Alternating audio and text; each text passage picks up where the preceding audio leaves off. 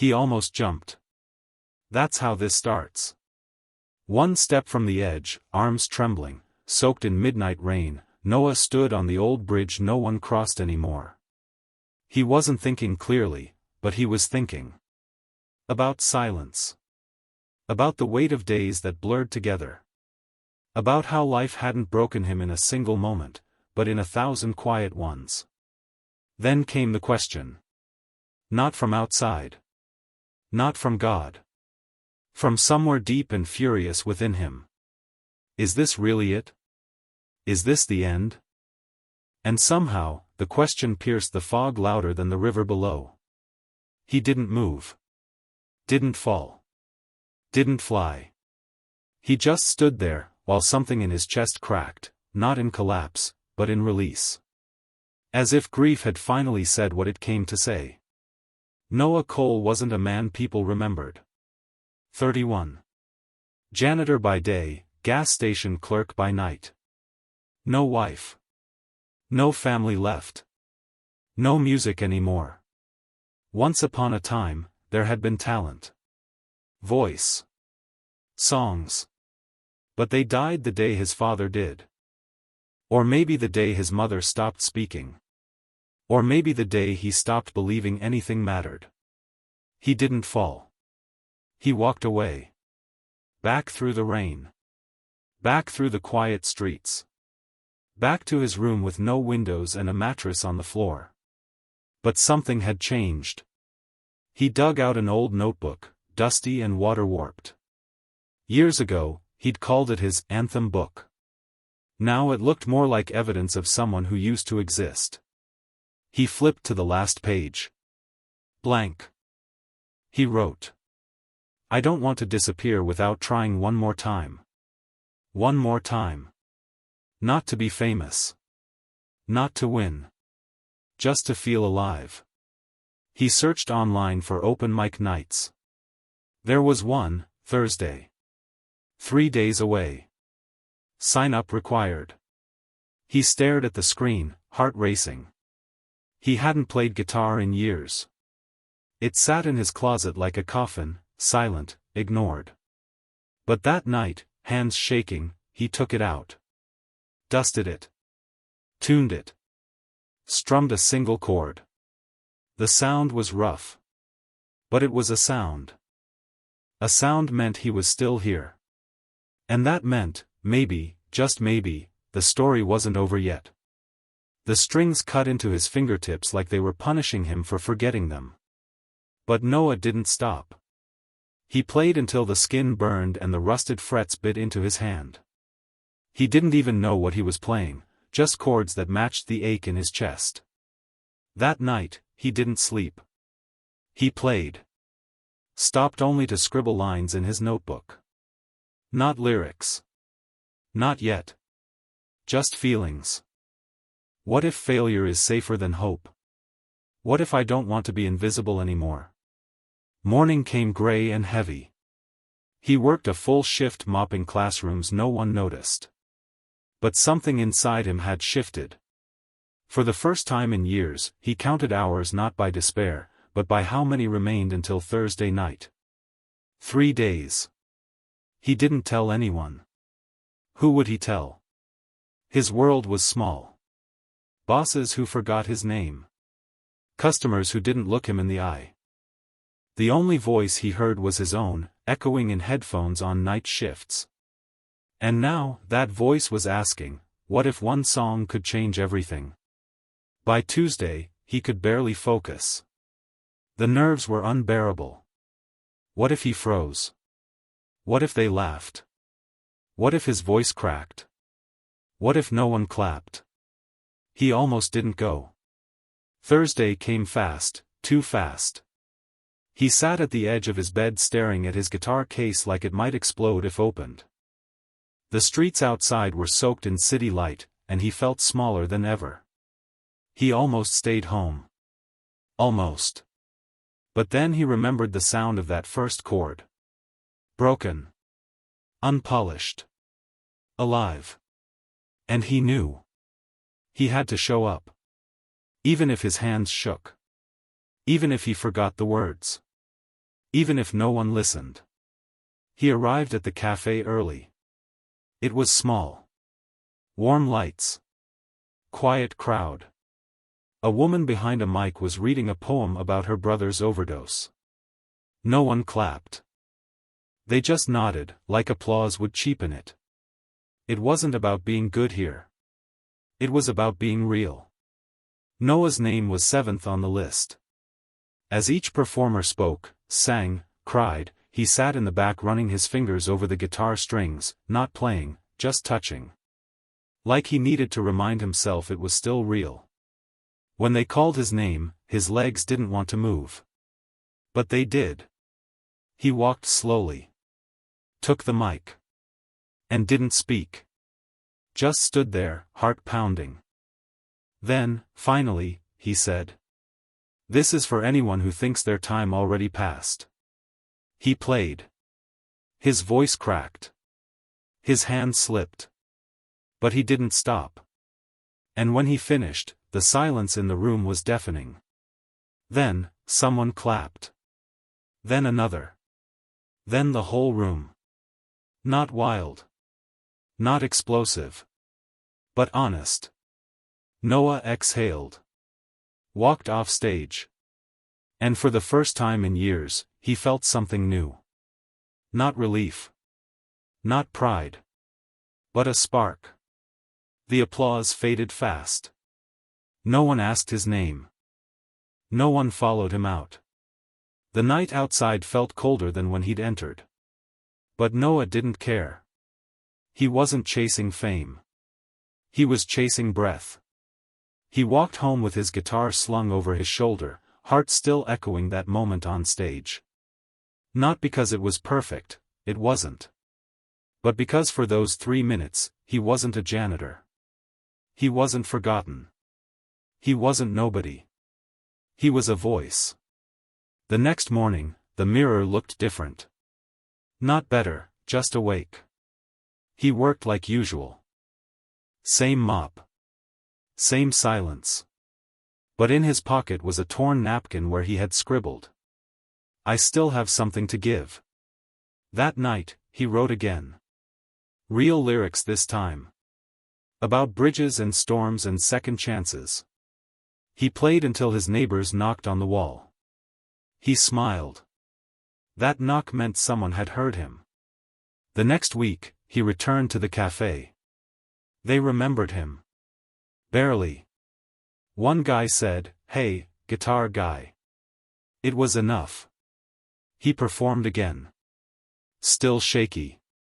Still imperfect. But this time, someone approached him after. A girl with green braids and cracked fingernails. "Your song, the second one, felt like my story," she said. Then walked away. That sentence echoed louder than applause. The following Thursday, 2 people clapped before he even sang. He didn't know their names. They didn't know his. But something was happening. Tiny. Quiet. Real. One night, back at home, Noah did something terrifying. He recorded a song. Just voice and guitar.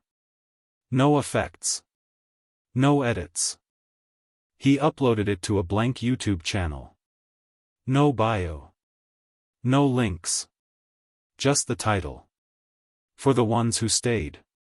He turned off notifications and closed the laptop. Didn't expect anything. Just needed to send it out into the world. Like tossing a bottle into the sea. A week passed. Nothing. Then, one comment. "I listened to this in my car after getting laid off. I didn't cry. But I needed it. Thank you." Noah stared at the screen. Replied. "I'm still here, too." He went to bed that night with his guitar beside him. He hadn't made it. He hadn't gone viral. But someone somewhere felt seen. And for now, that was enough to keep going. Noah's life didn't suddenly change. He still worked 2 jobs. Still dragged a mop through silent hallways and scanned barcodes behind a plexiglass counter. Rent still drained what little he earned. Loneliness still waited for him at home. But under it all, something subtle pulsed. Like a wire humming underground. A rhythm. Every Thursday, he played at the cafe. People started recognizing his voice. A few asked where they could hear more. He'd smile, awkwardly, and say, "Online, I guess." But deep down, he didn't believe it mattered. He wasn't trying to be someone. He was just trying to not disappear. Until one Thursday night, something shifted. He walked in, same as always, guitar in one hand, notebook in the other. But this time, the host waved him over. "You're on second tonight," she said. Someone specifically requested it. Noah blinked. "Who?" She shrugged. "Didn't say. But they're here." His set was short, 2 songs. New ones. One about silence. One about the smell of rain on the same sidewalk every night. He finished, stepped off stage, and made for the corner. But someone blocked his path. A man in his 50s, wearing a tattered leather jacket and a stare that had seen things. "You wrote that second song?" Noah nodded. The man exhaled, eyes damp. "You just told my story," he whispered. "You said what I couldn't say for 20 years. Noah didn't know what to reply. The man handed him a folded note. Inside, $40. And a line, "Please keep singing. For people like us." It wasn't the money. It was the message. People like us. Noah didn't sleep that night. He opened his YouTube channel for the first time in days. 10 comments now. 100 views. Then another video. Then another. He uploaded a raw acoustic EP, for the quiet ones. No ads. No promo. But somehow, the views trickled in. Comments from strangers. Some confused. Some broken. All grateful. But the money ran out faster than hope could grow. 3 weeks later, his landlord taped a notice to the door. 1 missed payment too many. He had 5 days. Noah sat on the floor, guitar in his lap, phone in hand, staring at the eviction notice. His world was growing louder, but his roof was vanishing. He had a choice. Go silent again. Or sing louder. He packed everything he owned in one night. It fit into a single duffel bag in his guitar case. 2 shirts.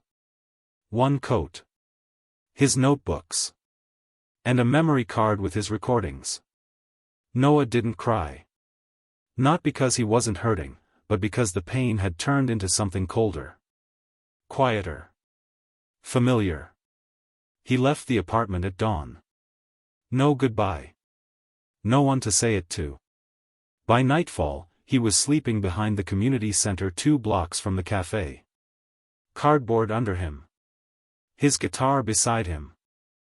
Hunger twisting in his stomach. The next day, he still showed up for work. Still mopped.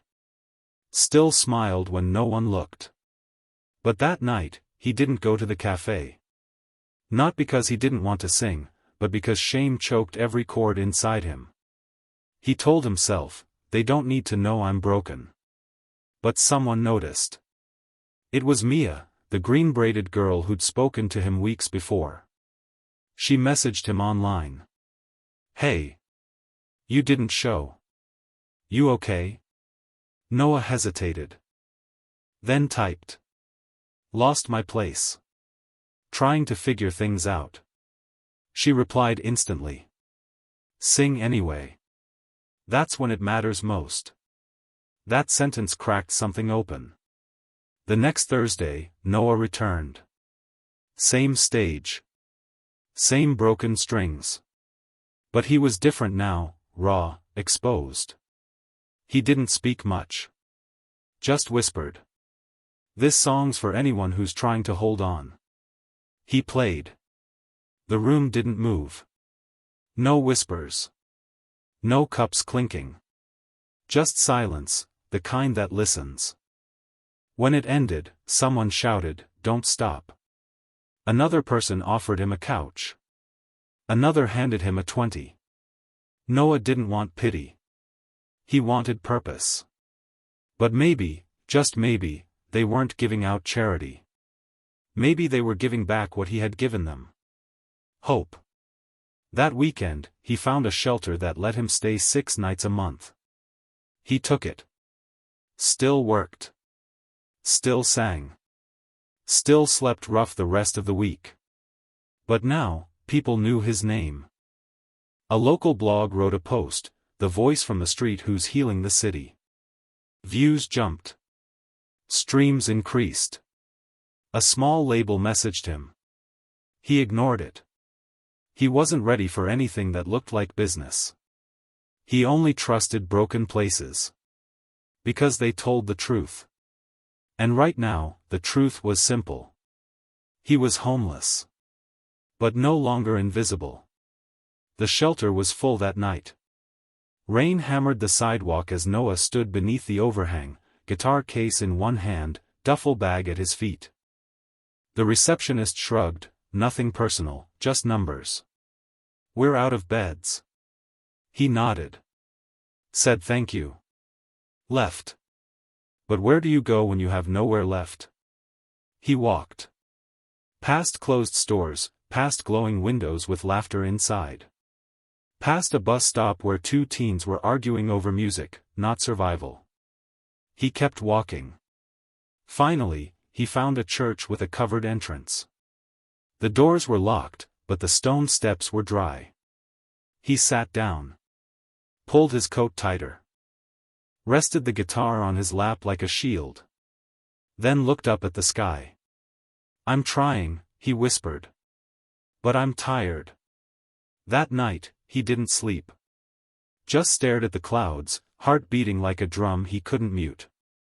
In the morning, he walked to the cafe, not to perform, just to sit inside, warm up. But when Mia saw him, her eyes widened. "You okay?" He lied. "Just slept bad." She didn't believe him. Later that day, she posted a video, him singing from the last Thursday. Captioned, "This man gave me my voice back.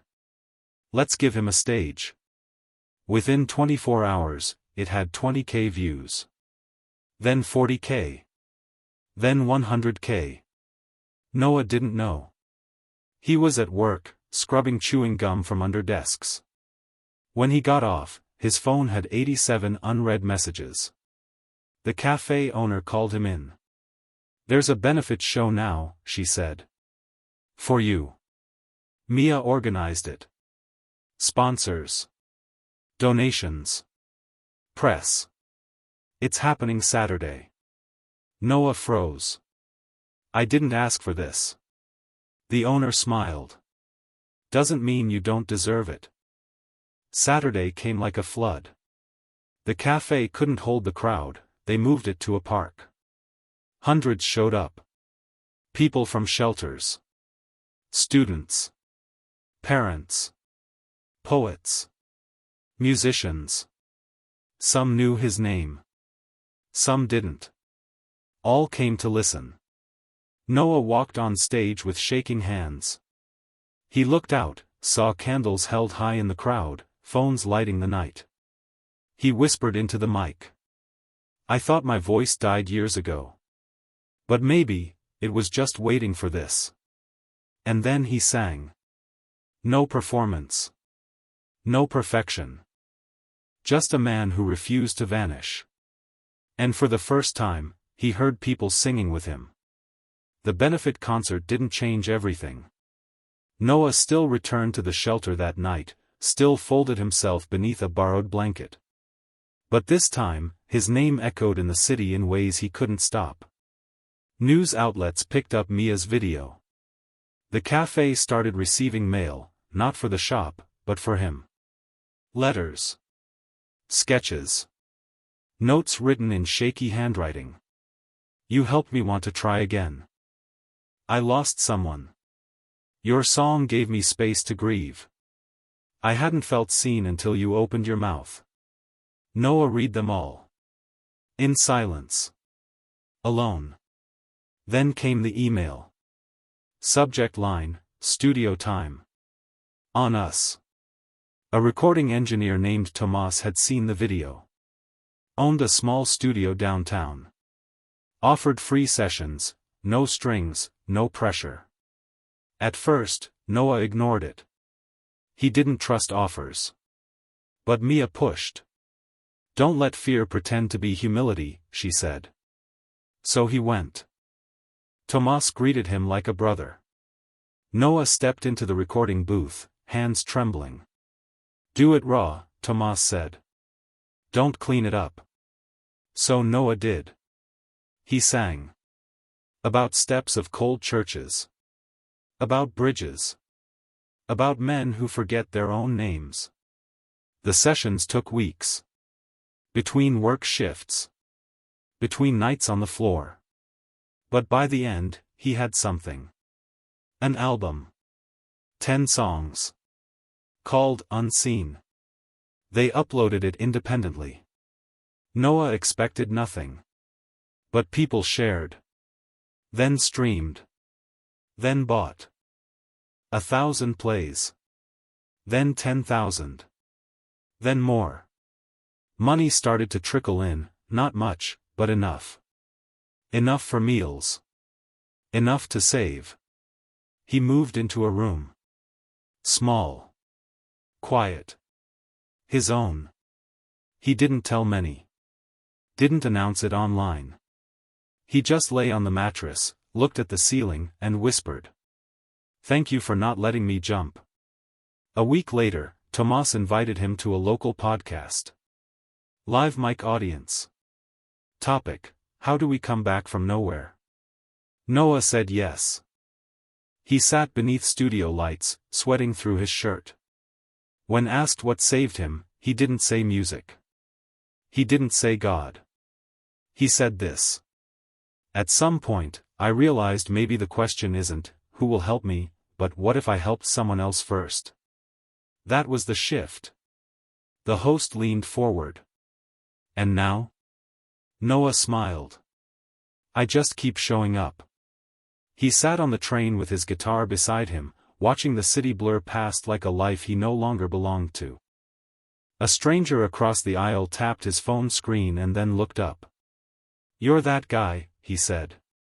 The one from the park. The video. Noah froze. The man smiled. That second song. I sent it to my sister. She was in a dark place. Still is. But that night, she didn't do what she was planning to. Noah didn't know what to say. The man just nodded. You should keep going. He got off at the next stop, gone before Noah could ask his name. That night, Noah played at a local art space. 40 people showed. Some brought candles. Some brought their pain. All brought silence. He sang differently now. Not louder, but fuller. Not with more technique, but with more truth. After the set, a boy no older than 15 handed him a drawing.